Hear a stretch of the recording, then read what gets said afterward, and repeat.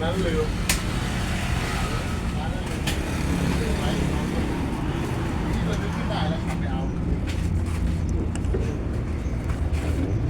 ลูกค้าบอกโอ้แถมมาให้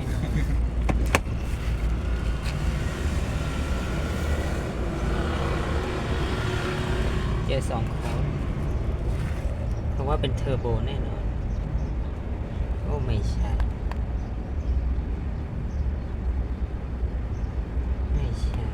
มันขึ้นเกียร์ฮะการเชื่อมต่อกับเกียร์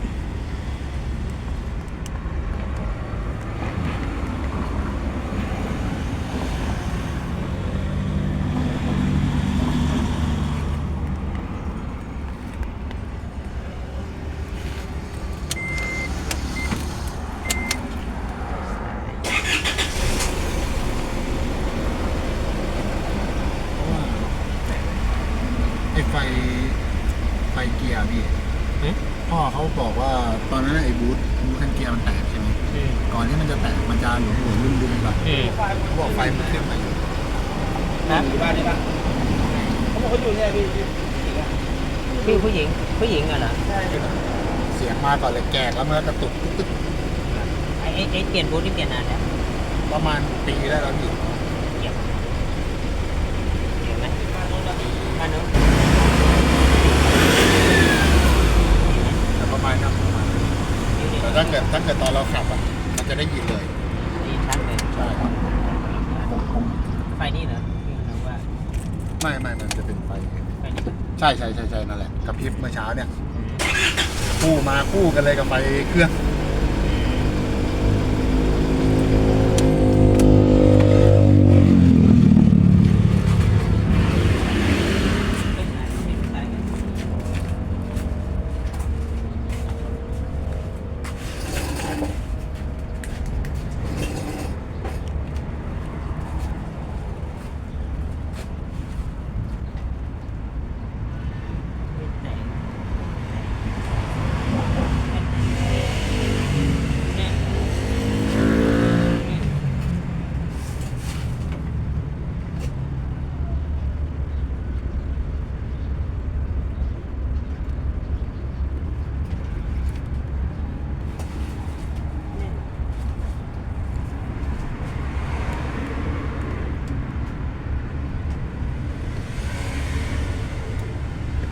ก่อนเนี่ยเราเห็นมันแตกข้างล่างนะคราวนี้ว่ามันจะแตกด้วยเห็นแล้วนี่เป็นคันแต่น้ำมันออกตรงนี้ไม่เข้ามันหลวมหรือว่า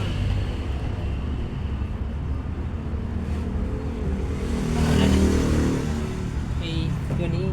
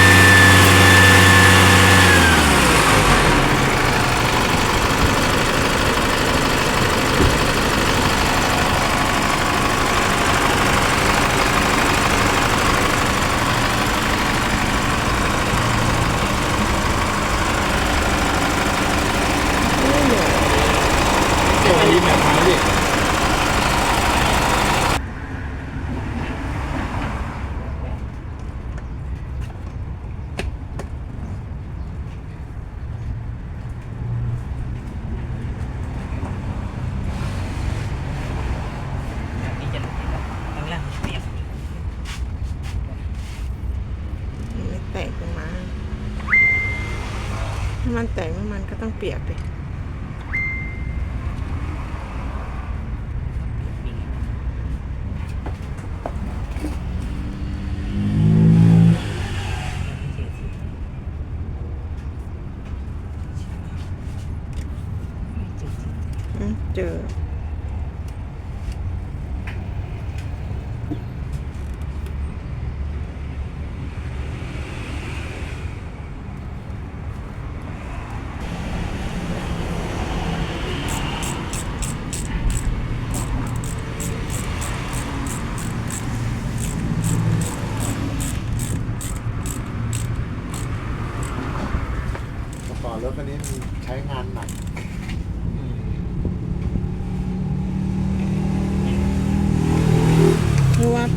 มันบานหรือเปล่าเกี่ยวกันไหม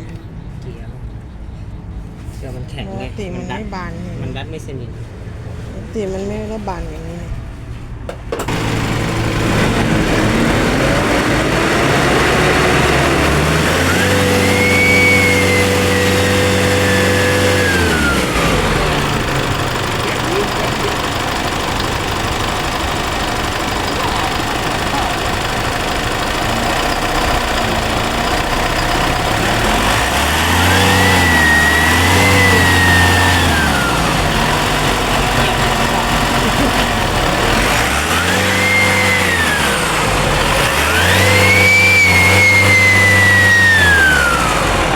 อย่างนี้มันพอง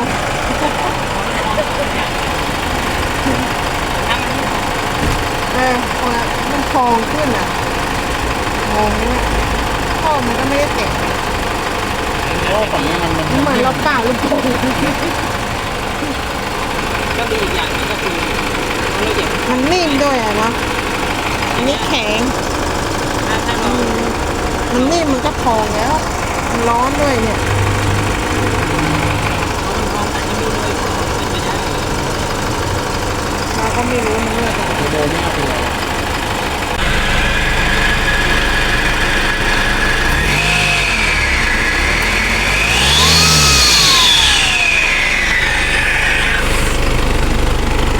เราเล่นอยู่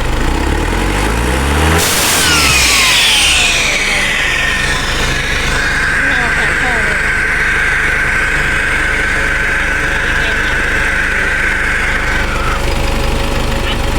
มันจะระเบิดไหมอะ ไม่คิดเลย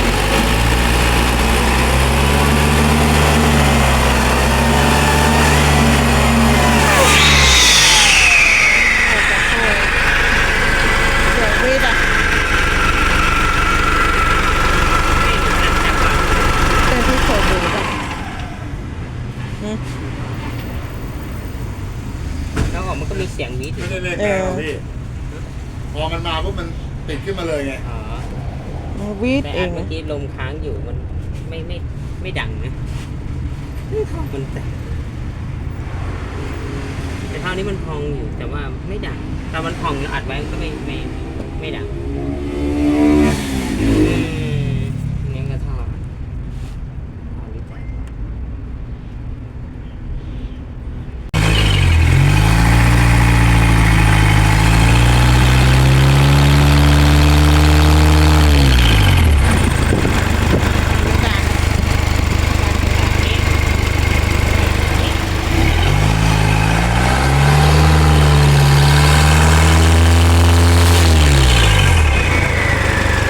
ไม่ดัง ไม่ดัง แต่อีก ใช่ครับ ไม่ดังนะคนน้องว่าเท่านี้ ถอดท่อนี้ออกมาไม่ดังเหรอใช่เหรอ ไม่ดัง แล้วถอดนี่ก็ยังดังอยู่นะ มันจะดังฟู๊ดเล เอย อนั่นแหละ ตอนที่ท่อมันบวมขึ้นใช่ไหม ใช่ครับ มัน ผ จะ ม เริ่มดังเลยทีนี้เราปิดปุ๊บท่อมันเริ่มบวมขึ้นใช่ไหมปืดแต่ก็ไม่มีเสียง แต่ว่าเราจะอัดแรงไม่ได้นะ เดี๋ยวเทอร์โบมันอั้นเดี๋ยวมันจะพังไหนลองดูอีกทีนึงสิ สตาร์ทเราก็รู้เลยถ้ามันดัง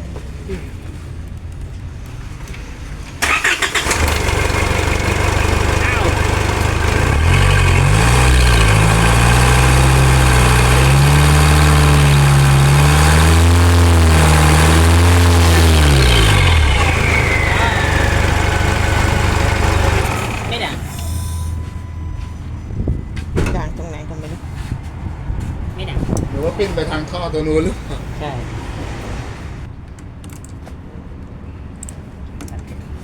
เข็มขัดจะพังนะทีนี้ดังไม่ได้ลองอีกทีนึงสิเอาฟัง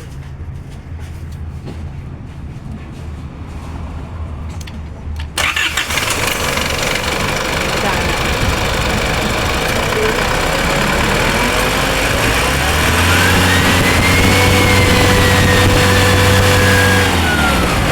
เราเร่งมันดัง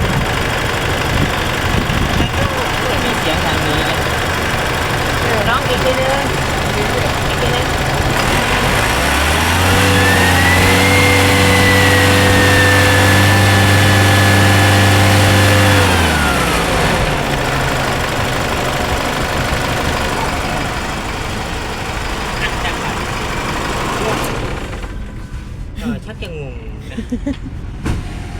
แต่ผมว่าเสียงมันมาทางนี้นะ เสียงอ่ะได้ยินฝั่งนี้เหมือนกัน เสียงไม่ยินทางนี้นะ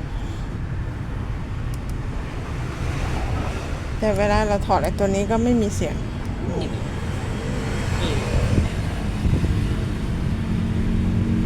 แต่ฝั่งนี้นิ่งเลยนะเสียง มันนิ่งมันได้ยินแต่ฝั่ง ไม่ นี้ ใช่ว่าได้ยินทางนี้แต่พอถอดอันนี้พูดไป ไม่มีเสียง เนี่ย เฮ้ยเราเล่นเท่ากันนะ แตกไหม ไม่แก่ ก็สะพานยังดีอยู่เลย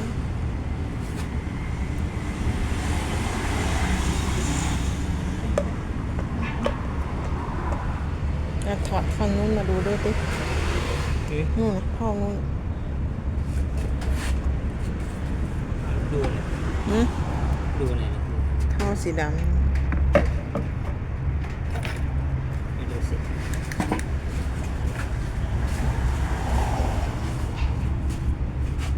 มันดำเนี่ยนะ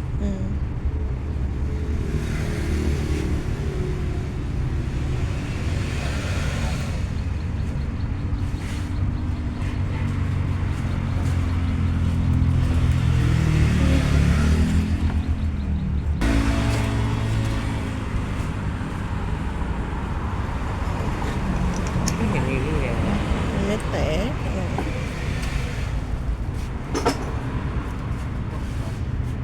ไปใช้ก่อนนะไปใช้ไหมนี่เจอรอยขาดแล้วขาดตรงนี้ แต่มันเกี่ยวกันไหม เกี่ยวกันไม่รู้ แต่เอามืออุ่นไม่ดัง พอเอาใส่ท่อไปดังเดี๋ยวนะใส่ท่ออ๋อใช่ไง เพราะว่านี่ไอ้ท่อมันมาจากไหนเนี่ย เดี๋ยวดูท่อไว้ข้ามนี้มาจากไหนตึ๊บมาจากไหนไม่รู้ถ้ามาจากท่อไอดีเพราะว่าอากาศมันอัดเข้าท่อไอดีเนาะมันก็ต้องดังมันโดนนี่แต่ไม่รู้เหมือนกันครับเดี๋ยวน้องๆจะหาว่าขี้โมอีกนะเดี๋ยวต่อดูตรงไหนนะ ตาท่อก็ เอา ขาด กระดานมาต้องถ้าโซลินอยด์ไม่เปิดทำงานนี้มันก็อาจจะไม่มีปัญหาโอเคนะอย่างน้อยเราก็เจอจุดที่มันรั่วสักจุดหนึ่งก็ยังดี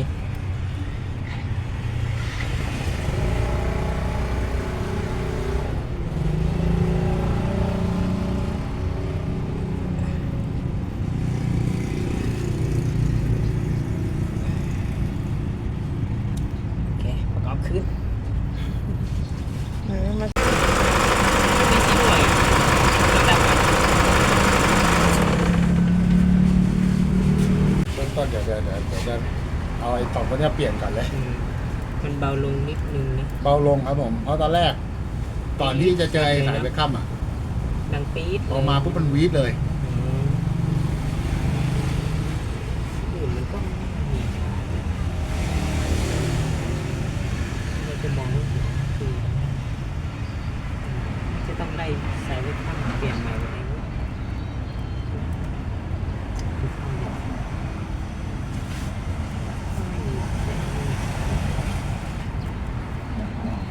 ไม่ขาดเลยนี่ไปนู่น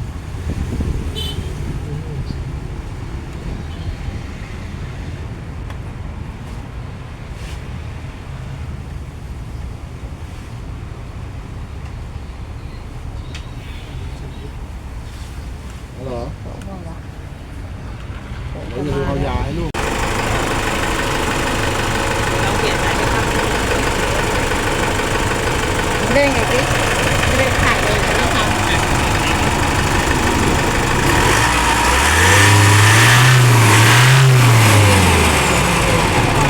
ไม่ไหวตัวนี้เผาดัง ไม่รวมกันไปไหนอันนั้นมา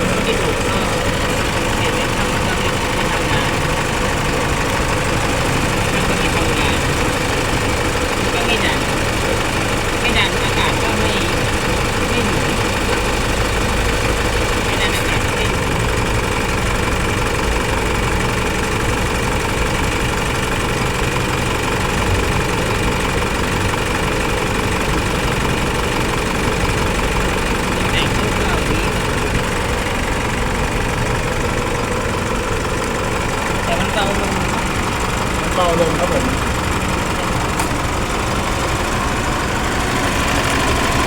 ไม่ต้องใช้ทุกคน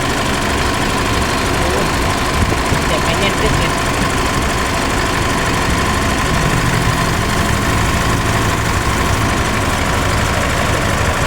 อันคนนั้นเร่งมา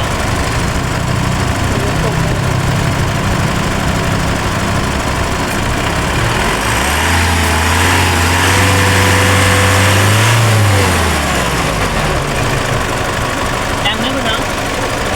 ไม่ดัง ไม่ดังไม่เป่งด้วย ไม่เป่งเหรอ ที่มองรอบเลย น่ะ ไม่บวมนะ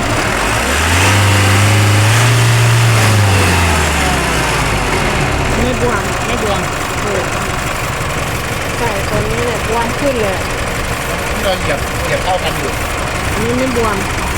ดูตัวนี้ออกไม่บวมไม่บวมนะเนี่ย รวมเดี๋ยวมองใส่ครบ ใส่ตัวนี้ จะเป่ง ใช่ แสดงว่า ถ้าเกิดว่าไอ้ถ้ำเส้นนี้มันมีปัญหามันดูดลมได้ไม่ดี จะทำให้มีเสียงไหมก็เป็นสาเหตุนี้เพราะว่า พูดถึงว่าตอนเนี้ยไอ้ตัวที่น้อยตัวเนี้ยมันยังใช้ได้อยู่ คือเราใช้ได้ไหมใช้ได้อยู่นะ ถ้าเขาบอกว่า เดี๋ยวนะ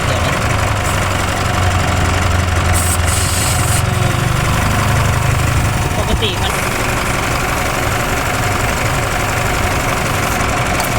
กำลังได้แค่ไหน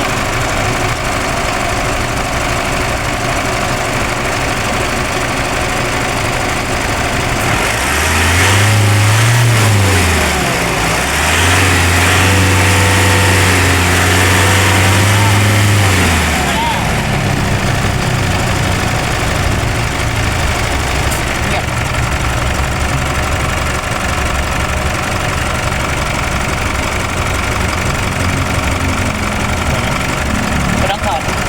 สายลมต้องจับลมมันดูดนะจับปลายมันลมมันดูดนะไม่ดูดไม่ดูดไม่ดูดก็เป็นยังไงทำงานอยู่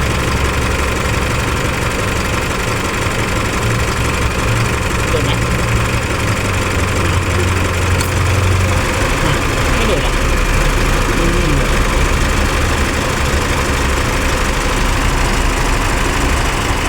มันดูดแต่ไม่แรงใช่ไหมแต่ว่าดูดก็ตึ๊ด เดี๋ยว ไม่ได้หมายถึงว่าถ้าเกิดว่ามันทำงานมันดูดใช่ไหมมันจะดูดแบบ ก็ ตึ๊ ติ ด ดได้เลย อันนี้ไม่รู้สึกอะไรหรือมือผมหนาก็ไม่รู้ เปลี่ยนเส้นนี้เหรอ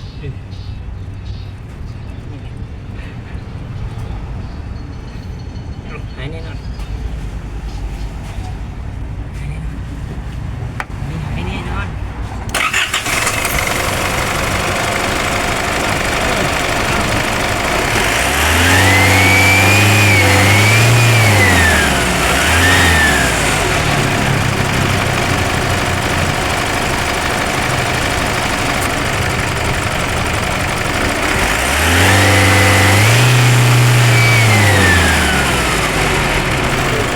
ไม่บวมขึ้นเลย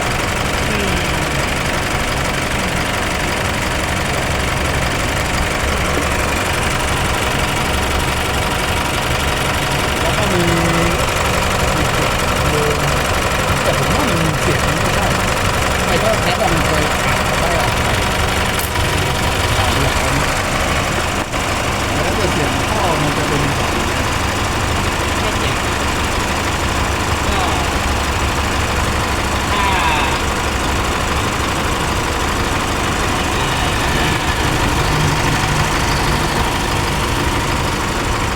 ทีนี้อีกอย่างก็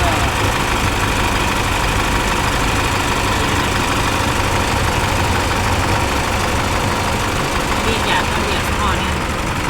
เพราะว่าพอเราเล่นปุ๊บอากาศมันบวมใช่ไหมมันบวมก็เหมือนว่าพอเหมือนอากาศมันต้องเป่าลูกโป่งใช่ป่ะใหญ่ปุ๊บแล้วมันจะบีบกำลังลง